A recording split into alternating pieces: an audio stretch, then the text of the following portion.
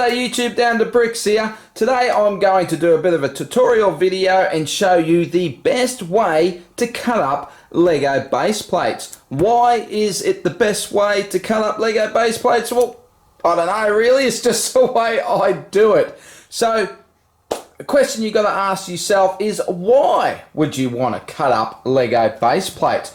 Well, sometimes in your city you might have a little nook, a little overhang, and a regular base plate, whether it be a quarter or a half or a full, just won't do the job and you need to trim them down. Now, some people will say that you should never cut Lego base plates, and to those people I spit in your face. But in all seriousness, if you don't want to cut Lego base plates, you don't have to. But if you are like me and sometimes you just have to do it, this is how you should do it. Now, there is talk with the retirement of Lego road base plates that they may be retiring regular base plates, which I hope they don't, but you might just want to keep that in mind if you're going to start cutting up your base plate, just in case they do retire it. But for me, I need my base plates to fit my city, so I'm going to cut them no matter what. Now, I don't think they will retire the base plates. I think the Lego road base plates and regular base plates, two different things altogether, so I don't think they will be retiring them, but just keep that in mind. Now, what will you need today? You're going to need a hefty cutting board. Take the best one that your missus has in the kitchen. Take that one, use that. She will love you forever if you do. Now, secondly, you're going to need a bloody sharp knife. Now, I like using these doodads here because they have the snap-off blade, so they get quite blunt very quickly cutting up the base plate, so then you can just snap off and have a fresh blade for each base plate cut. And you're going to need some old pieces, some old, where they 1x6s like these, 1x8s, whatever you've got. Now you can see these are the ones I always use. I'm not sure if you will see, they're a bit scored, bit scratched, bit scuffed, so you don't want to use some good pieces for that. So you're going to need half a dozen, maybe a dozen of pieces, depending on the size of them. So count out how many studs you want your plate to be, your base plate to be, and then run 2 lines of bricks. Now, I like to run 2 lines because if you just run one, they tend to pop off a little bit just with the pressure when you're cutting them. Now, it's good to use bricks on here because then you get the exact spacing you need between each of the studs, so then you get a nice even base plate.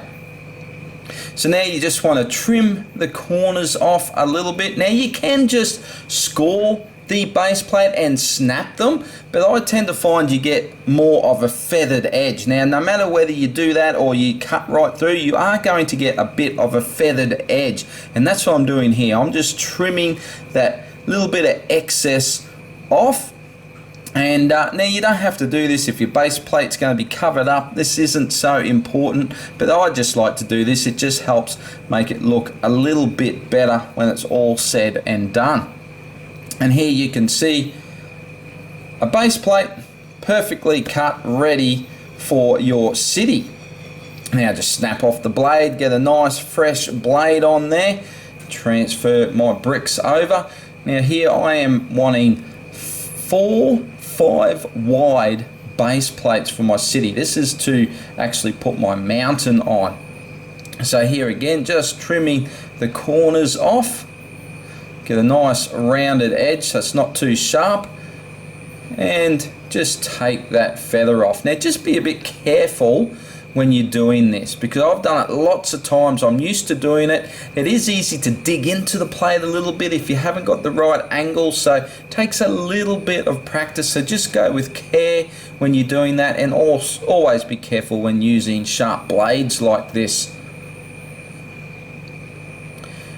Now, again, off with the corners.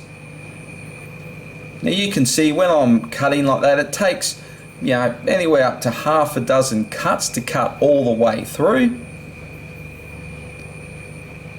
and just trimming it up and getting it looking nice and professional.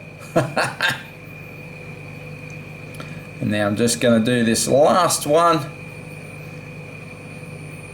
just so you can see exactly what I'm doing here. And now we're going to end up with 4 5-stud wide base plates.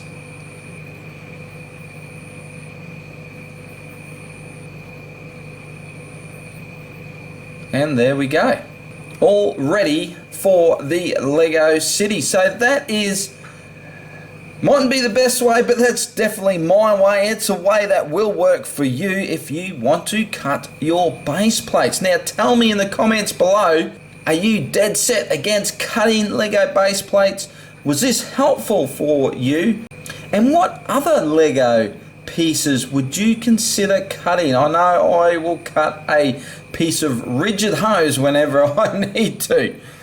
Well, I hope you did enjoy this video. You did get some use out of it. If you did, hit that like button. That would be awesome. And if you want to see more, you got to be subscribed. But I will see you in the next video. Bye for now.